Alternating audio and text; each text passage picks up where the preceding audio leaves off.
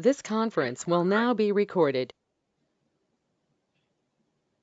Well, first of all, we want to thank Senator Jones for spending some time with us this afternoon. I know you're an extremely busy person right now and probably inundated with questions and concerns from lots of different people. And so we appreciate your time. Thank you for being with us. As folks do come on, I want to caution you all, do keep your phones on mute.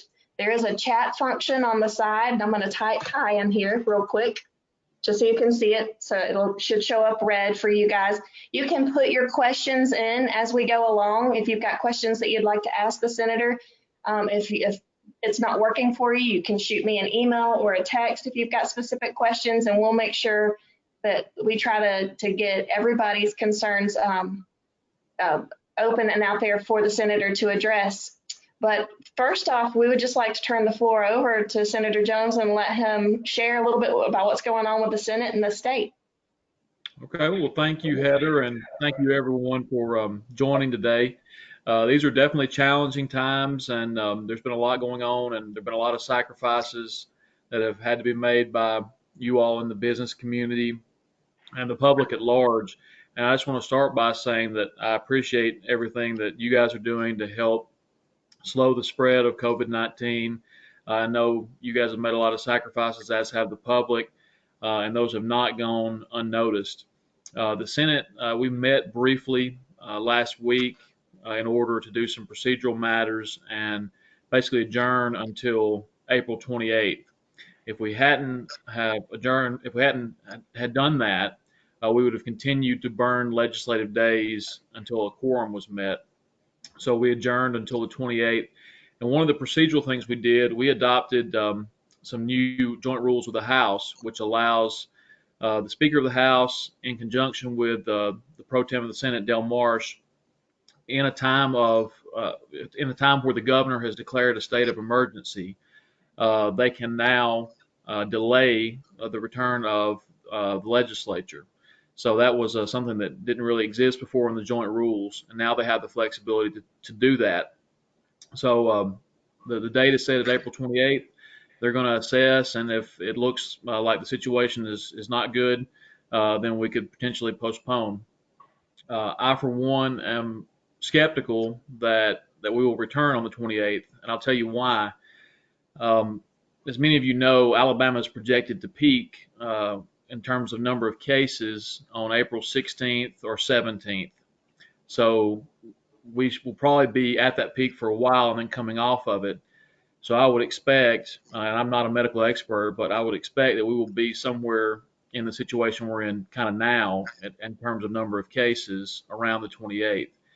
So I, for one, and I haven't heard anything from leadership, this is just my speculation.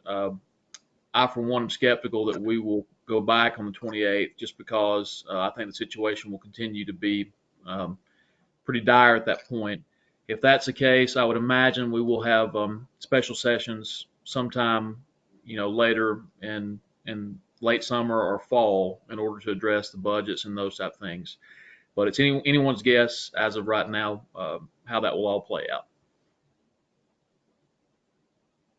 I did notice an announcement came out today that Georgia has extended their stay-at-home order. Do you foresee Alabama needing to do that? I think it's certainly possible that we might need to do that. I think it took a while to get everyone's attention that they needed to stay home. A lot of people were still out and about. But I think the governor also, it was important to her not to do any more damage than necessary to the business community. And that's why I think she had a good team of people. She continues to have good people around her advising her. And I think the decision was made at the appropriate time in order to kind of get people to stay at home. So that could very well be extended. I guess it's going to all play out. Our modeling has shown the number of expected cases, the number of expected deaths has decreased drastically since the order was put in place. So it is working and having an effect. And it's my hope that will help us get out of this sooner rather than later. I do want to remind everybody, if you've got a question that you would like to ask, you can put that in the chat box. We'll make sure that those questions are asked one question that was pre-submitted, this is something I hadn't really thought about yet. The community development block grants that are in Etowah County, has there been any discussion on how those might move forward? Is there any consideration for requesting unexpended funds and reallocation to some of the most critical nonprofits? Well, that is a question that we'll have to follow up on. The community development group, as many of you know, I have an appointee on each of the boards, and each of the House members has an appointee for each district. And they have taken in applications, and usually this is the time when we start making decisions and handing those awards out.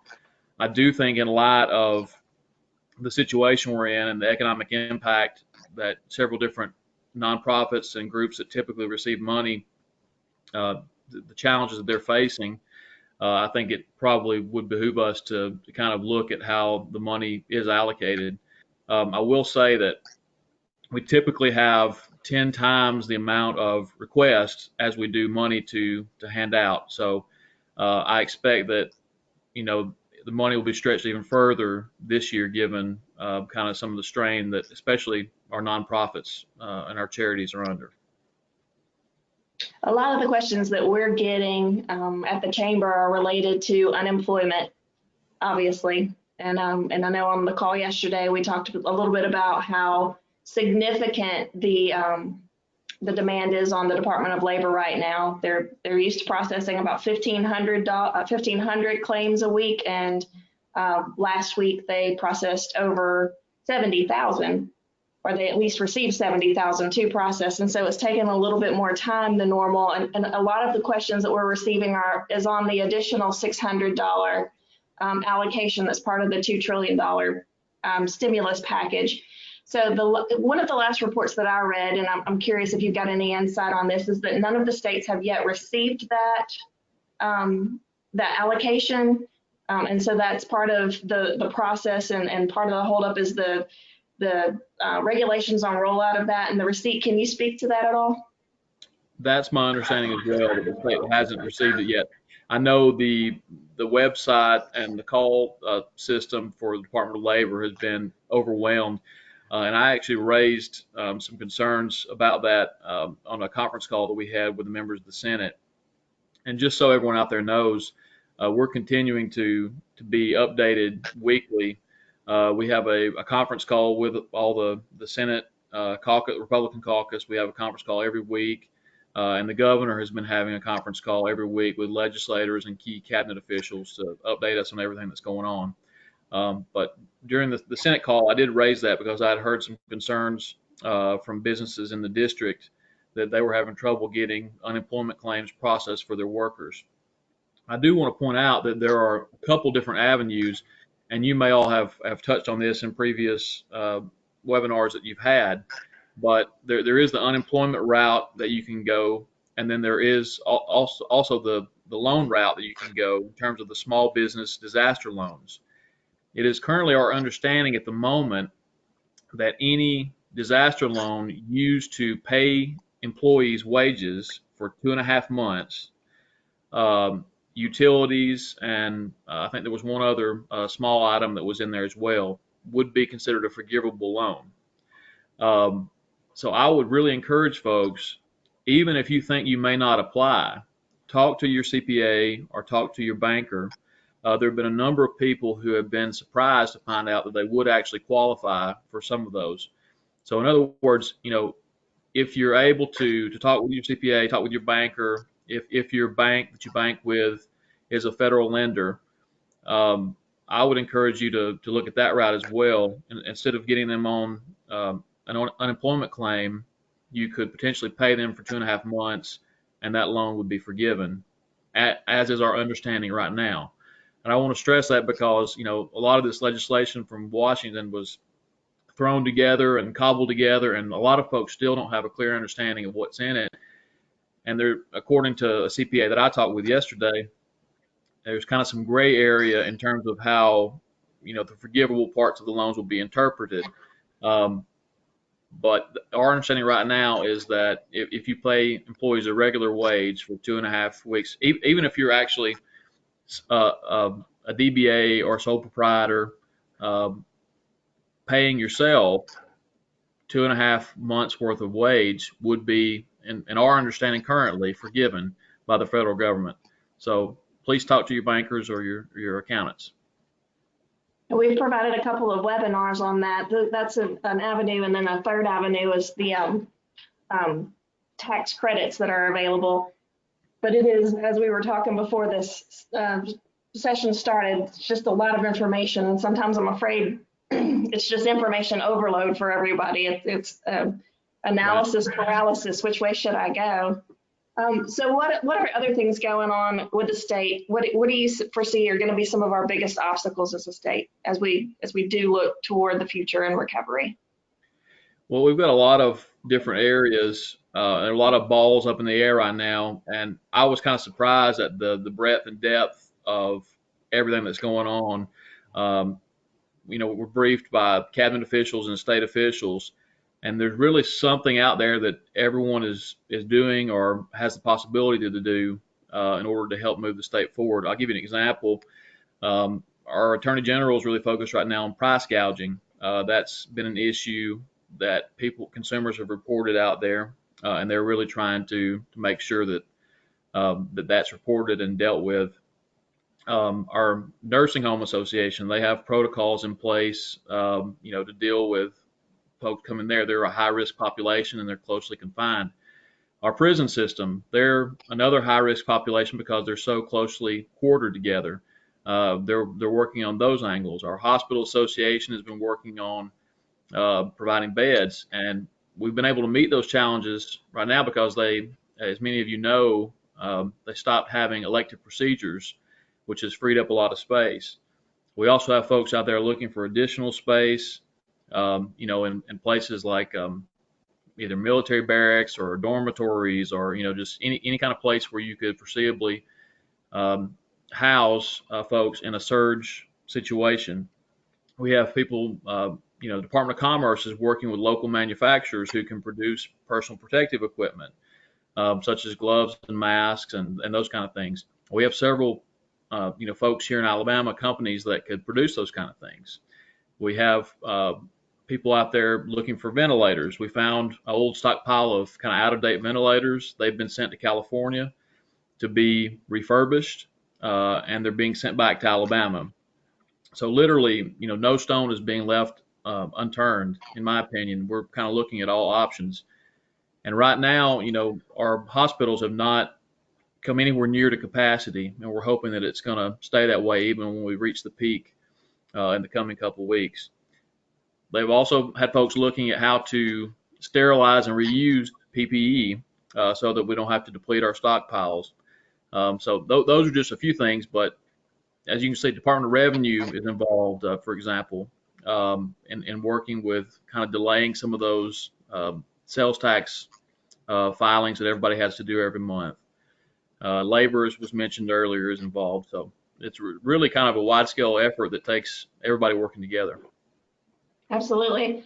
With every crisis, they say also comes opportunity. Do you see some new opportunities for the state as a result of this? I see some opportunities and some challenges. I really feel like this is going to accelerate some trends that we've already been seeing.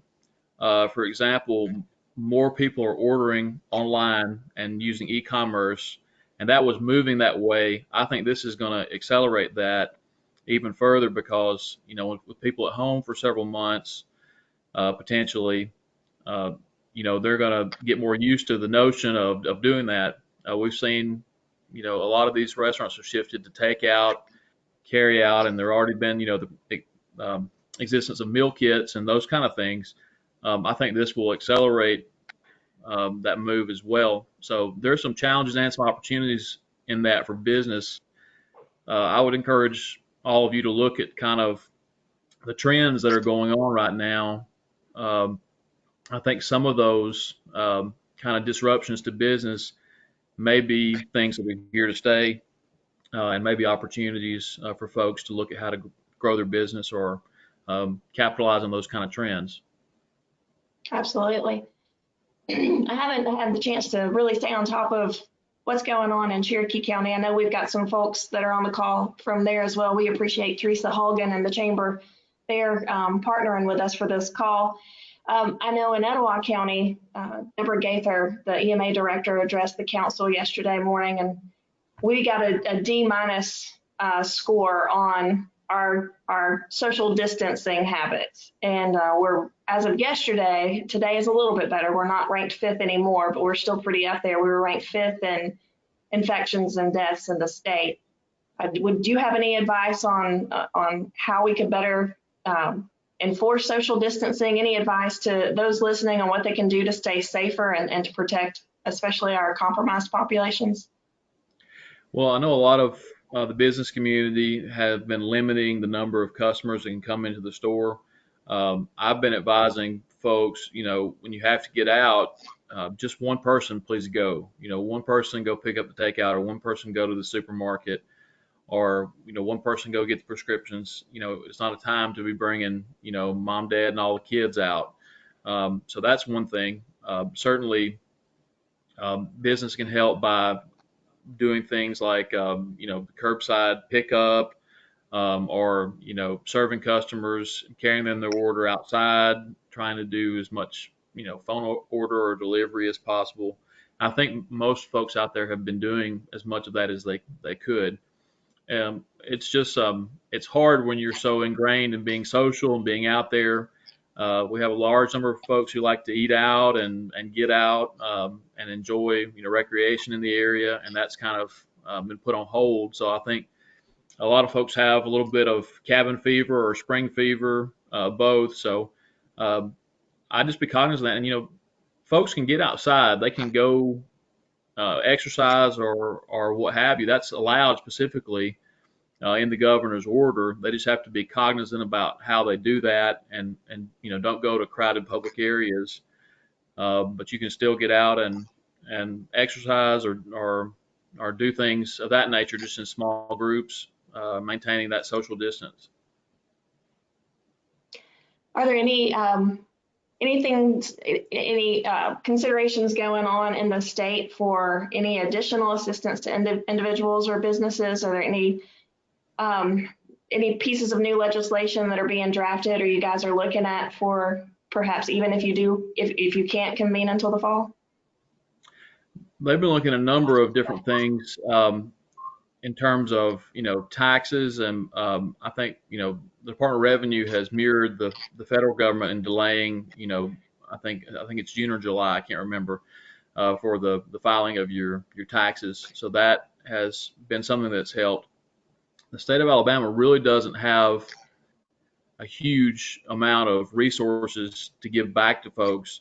Our general fund budget and our education budget are a combined $9.2 billion for last year. We're expecting right now that we're going to keep our budget for this next fiscal year the same as it was for this fiscal year. So we're expecting just level, bare bones funding for everything, and anything that's left over, hold that until the following spring, because we're hearing that the new fiscal year starting in October could be the impact could be worse than on this current year. That's definitely understandable. I know with our call with the legislators yesterday, there was some discussion of the rainy day fund and that it was on standby if needed. So can you speak to anything on that? Yes, we do have the rainy day fund, and that's been a thing that it's been slowly been in the works the last few years. We have the rainy day fund, and then they also have been we passed last session, I believe it was, a bill on the general fund allowing a rolling reserve type system for that as well, in order to have extra funding for situations like this.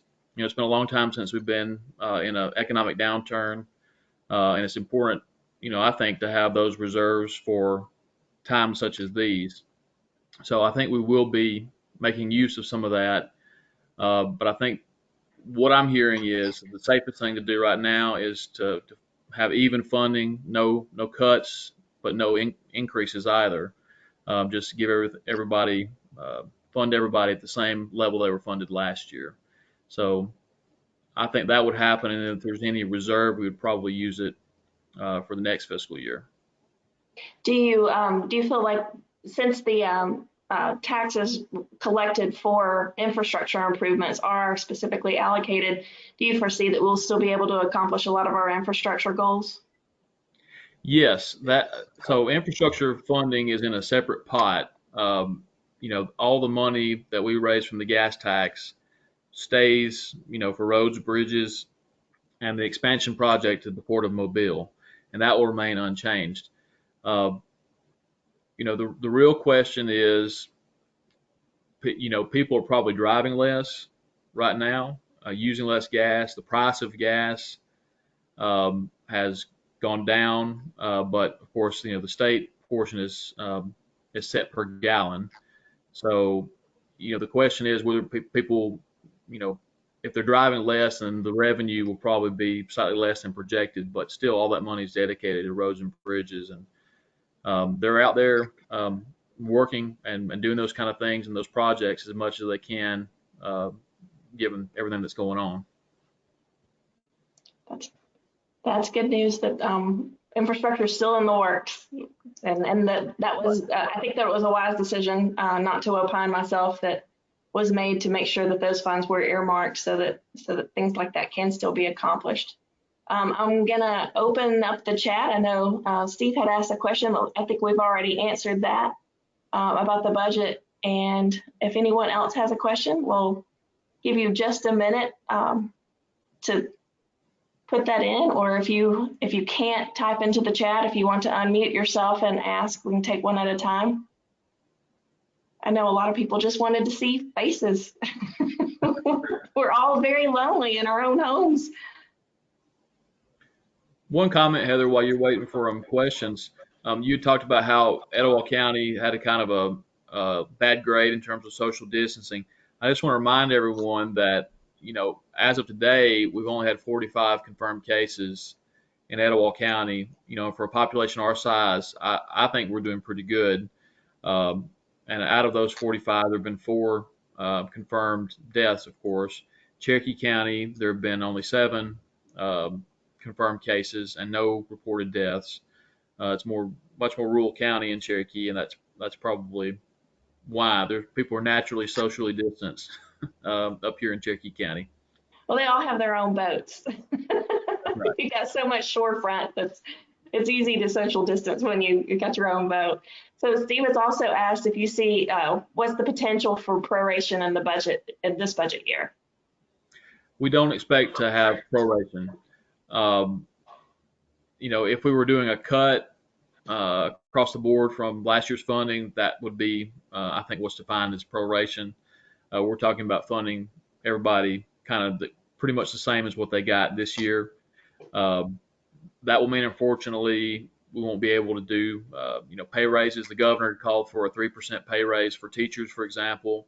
Unfortunately, that's something that's not going to be possible, but there won't be any cuts to education either, on the bright side. So we're looking at level funding and no proration at this point. And just one other question that I thought of. I didn't know if the legislature or if the AG's office had any consideration of looking at a lot of the independent labs that are doing testing. There's no requirement of reporting except for on positives. If there were any considerations given, we've had one global pandemic. We now know it's possible, and taking lessons learned from the past, is there any consideration on situations like this where there would be mandatory reporting on positives and negatives, so that we have a clearer idea of population that's been tested and the population that has been tested positive? That's a great question, and I'll be happy to raise that with the governor's staff. Any questions like that that I don't have the answer to, I generally have referred those to the governor's folks, and they've been pretty good about getting answers back. I did think that there was mandatory reporting, so it was a surprise for me to hear that there's not. But I'll be happy to raise that in my next in a text to the governor's staff for sure. Yeah, in my understanding, it's mandatory if there's a positive, but the negatives aren't. If they are mandated, they're not getting reported. I don't think that they're mandated, but it doesn't give. It sometimes can give you a skewed picture of you think only a few people have been tested when actually several have been in some counties, especially some of the larger counties where you've got independent labs that are offering tests for 15, somewhere between $15 and $60. Right. Steve Hilbert did have another question. What will be the legislative priorities when the session resumes? Well, I think they're going to be simply budgets, any legislation that will help businesses and small businesses, any legislation that will help in terms of the pandemic and stymieing that, and I think that's it. I don't foresee us getting back into controversial issues. I don't foresee us getting into, bills that different lobbying associations and groups have. I think this year, um, and I think that's a sentiment that's been conveyed to me by numerous other senators as well. This is not the time to be working on everybody's pet projects. This is a time to be focused on the economy, the budgets, stopping the pandemic, and helping our businesses and small businesses and our individual taxpayers and workers as well. So I think that's what you're going to see. I doubt that anything else will come up. I'd like to, if we can, wrap it up on a little bit of a high note. I know you mentioned earlier that there are some manufacturers in the state that have retooled and or have gone through their inventory and contributed to this effort. The most recent that I read about was Kepler in Marshall County that makes protective equipment for chemical workers, the clothing, the exterior clothing that they wear, and they're retooling to make gowns for providers and isolation gowns. Do you have some other stories, some other folks from throughout the state that you've heard of that are working to pull together for the state's PPE? Well, it was actually a stroke of luck. This is probably the main story that I've heard. There is a glove manufacturer that the Department of Commerce had been working with for 2 years or so to get them up and operational, and they were on track to be one of the leading manufacturers of those surgical latex gloves, not just in the U.S. but in the world, if they can get them up to full capacity. So that's been a bright spot, and they've been working with them in order to have our own supply of PPE here in Alabama. And to my knowledge, we're not in danger of running out. We've got an adequate supply, and they've been prioritizing that PPE for, hospitals and doctors, of course, emergency responders, and the like, and, other folks that would use them, kind of having to kind of make do. But the priority folks that are dealing with infected people, patients, they're having an adequate supply right now. That's great news. Well, if we don't have any other questions, I guess we're going to wrap up the call. We appreciate your time so much, Senator Jones. We hope you and yours are all well. Haven't had a chance to congratulate you in person on your nuptials at the beginning of this year, so congratulations on that. And thank you very much. We're very happy because otherwise we'd be quarantined apart, I think. So it kind of was good timing in terms of that. But thank you, Heather, and thank you everyone for joining the call. And if there's anything I can do to help, please feel free to reach out. You can send me an email. It's andrew.jones@alsenate.gov. You can give me a call at 334-261-0857. Message us on Facebook, however, or Heather can get in touch with me if you need her to. So thank you very much. thank you, Senator Jones. Everybody have a great day.